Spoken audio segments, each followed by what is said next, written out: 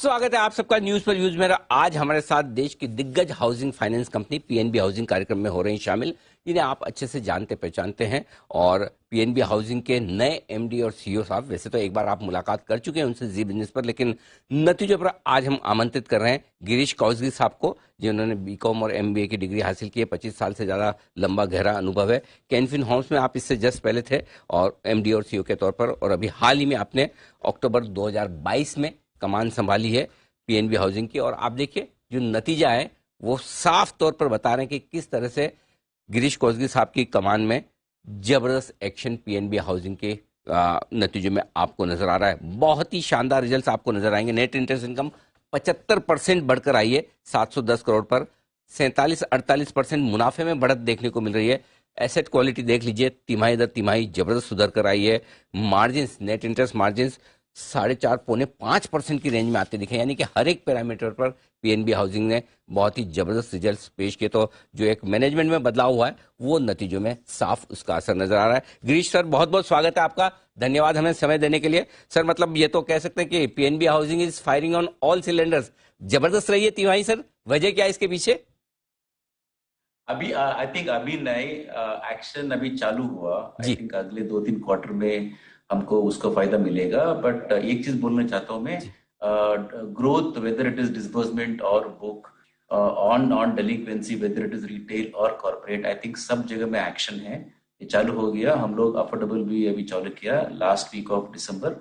So I think अगले 2-3 quarter में आपको, I think we will be in a very very strong position. अभी action चालू हुआ, so not firing from all the cylinders. I think 1-2 cylinder चालू हुआ और थोड़ा बाकी है। क्या बात है सर, ये तो और भी कॉन्फिडेंस बढ़ाने वाली बात है कि हम तो सोचे कि बहुत ही ऑलराउंड परफॉर्मेंस है, लेकिन ये सिर्फ शुरुआत है। अगले 2 से 3 क्वार्टर और बेहतरीन रह सकते हैं, गिरीश सर का ये साफ कहना है। सर, 2 चीजों पर पूछना चाहता हूँ। किस तरह का डिमांड आउटलुक दिख रहा है और किस तरह की लोन ग्रोथ की उम्मीद कर सकते हैं निवेशक? एक्चुअली डिमांड बहुत रोबस्ट है। अभी क्या हुआ, लास्ट क्वार्टर में दिसंबर में रेट्स बढ़ा दिया, रिपो 35 बिप्स इंक्रीज हुआ। सो इसी कारण के लिए थोड़ा मार्केट क्या होता है, अभी whenever the rate goes up, थोड़ा 2-3 वीक्स थोड़ा उसका इम्पैक्ट रहता है। It is more to do with psychological. उसके बाद डिमांड वापस आ जाता है। So long term and also in short term demand is very good.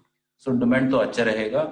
भी इंटरेस्ट रेट बढ़ रहे हैं, ऑलमोस्ट पीक हो रहे हैं, बट फिर भी demand is quite robust. And quarter 4 में अभी lot of offers will be there, lot of competition will be there, demand भी अच्छा है। सो ये नेक्स्ट 2-3 इयर्स 4 इयर्स के लिए demand will be very very good, क्योंकि रियल एस्टेट साइकिल रिवाइव हो गया। अभी ये एक ही चैलेंज था that rates are going up, but yes थोड़ा डिमांड थोड़ा कम होगा। But considering the overall factors in housing, at least the demand will be quite robust and बहुत ही मजबूत है। सर, आपकी कॉस्ट ऑफ फंड्स भी बढ़ी है इस क्वार्टर में और साथ ही नेट इंटरेस्ट मार्जिन भी। आगे आने वाले समय में कैसा आउटलुक दिख रहा है? नेट इंटरेस्ट मार्जिन 4.68%, ये इंप्रूव हो सकते हैं और गुंजाइश है? नो, ये नेट इंटरेस्ट मार्जिन बहुत ज्यादा है। ओके। ये सस्टेनेबल नहीं है। अगले 2-3 क्वार्टर में I think it might be in this range, may be 20-30 bips ऊपर नीचे।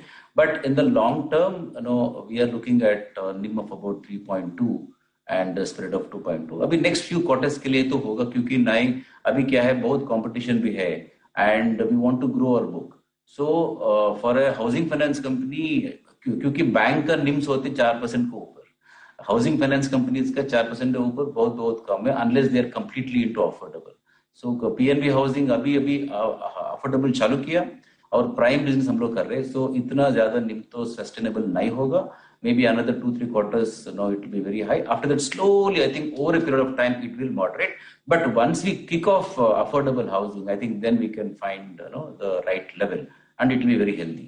एसेट क्वालिटी सुधरी है सर तिमाही दर तिमाही, लेकिन अभी भी ग्रोस एनपीए आपके लगभग 5% के आसपास है, नेट एनपीए 3.25% के आसपास है। क्या आने वाले क्वार्टर्स में कुछ और इंप्रूवमेंट संभव है sir? 100%, definitely every quarter NPA में we'll be able to see reduction. क्योंकि if you look at last quarter हमारा एनपीए था, जीएनपीए था 6.06, अभी घटकर 4.87 को आया।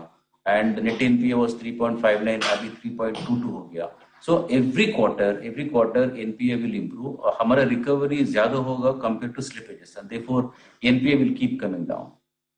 और सर ये बताएं कि अगले साल के लिए किस तरह के टारगेट्स आपने रखे हैं लोन डिसबर्समेंट या लोन अप्रूवल्स के लिहाज से, एयूएम के लिहाज से? क्या विजन है पीएनबी हाउसिंग का अगले एक साल का सर? अगले साल से मे बी 3 to 4 years तक डिसबर्समेंट 22 to 25% होगा और बुक ग्रोथ 17% होगा। मैं अभी जो भी बोल रहा हूँ लार्जली ऑन द रिटेल, क्योंकि हमारा कॉर्पोरेट बुक डीग्रो हो रहा है, हम लोग इंक्रीमेंटल बिजनेस अभी नहीं कर रहे हैं, क्योंकि अनदर 5 to 7 quarters तक we want to work on the portfolio, bring down delinquency and then restart. So मैं अभी जो भी बोल रहा हूँ वो रिटेल का है, क्योंकि आज रिटेल पोर्टफोलियो का 92% है और एवरी क्वार्टर ये बढ़ता रहेगा। बिल्कुल परफेक्ट, ठीक बात है सर। सर बहुत बहुत धन्यवाद हमें समय देने के लिए और नतीजों पर और आगे के आउटलुक पर बात करने के लिए। Girish sir, MD CEO PNB housing के बहुत ही स्ट्रॉन्ग आउटलुक देते हुए कंपनी के लिए अगले एक साल के लिए भी, आने वाली 2 से 3 तिमाहियों के लिए ग्रोथ के लिहाज से भी, मार्जिन और प्रॉफिटेबिलिटी के लिहाज से बहुत कम ऐसे स्ट्रॉन्ग और मजबूत मैनेजमेंट सुनने को मिलता है। बहुत क्लियर कट, बहुत ही स्ट्रॉन्ग आउटलुक आता हुआ दिख रहा है आने वाले समय के। हमारे तो रेडार पर है, हमारे रेडार पे, और जब से सर ने कमान संभाली हम तब से इस स्टॉक को बहुत स्ट्रांगली रिकमेंड इसी वजह से कर रहे थे कि change of management PNB housing में वो पुरानी ग्लोरी लेकर आएगा। मेरे ख्याल से तब से वहां से करीबन 200 रुपए स्टॉक ऑलरेडी बढ़ चुका है, जब 250 रुपए के आसपास हुआ करता था, और अब भी मजबूती के साथ ट्रेड करता हूँ। 21 अक्टूबर को कमान संभाली थी। हाँ, तब से करीब 150 रुपए बढ़ चुका है। आइए, और उसके 5-7 दिन पहले थोड़ा बड़ा था, इसलिए ऑलरेडी का मुझे ऐसा ध्यान